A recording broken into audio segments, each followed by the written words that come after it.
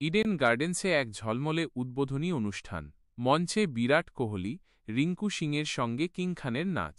এরপর শুরু হয় ম্যাচ।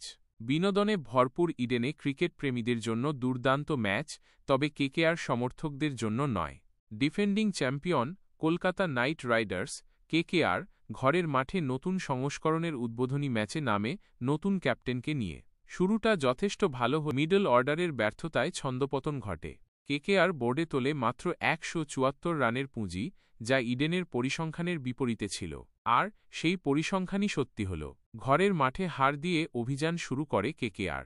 ইডেনের পরিসংখ্যান বলে ২০২৩ সাল থেকে আইপিএলে এখানে রান তাড়া করা দলই জিতেছে ১২টি ম্যাচ, যেখানে প্রথমে ব্যাট করা দল জিতেছে মাত্র ২টি ম্যাচ। গত কয়েকদিন ধরে আলোচনা চলছিল রাহানে ক্যাপ্টেন হিসেবে ভালো হলেও ব্যাটিংয়ে ভরসা দিতে পারবেন কিনা।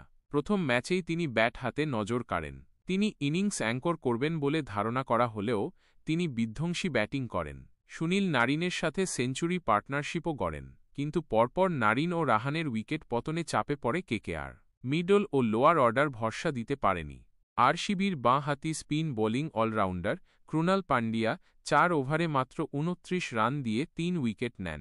তার স্পেলটাই ম্যাচের পার্থক্য গড়ে দেয়। অজিঙ্ক রাহানে ৩১ বলে ৫৬ রান করেন, নারিনের অবদান ২৬ বলে ৪৪ রান। মিডল অর্ডারে তরুণ ব্যাটার রঘুবংশী ২২ বলে ৩০ রান করেন।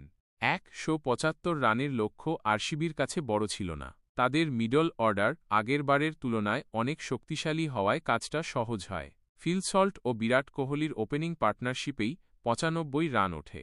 নবম ওভারে সল্ট ৩১ বলে ৫৬ রান আউট হন। বিরাট কোহলি বিধ্বংসী ব্যাটিং চালিয়ে যান।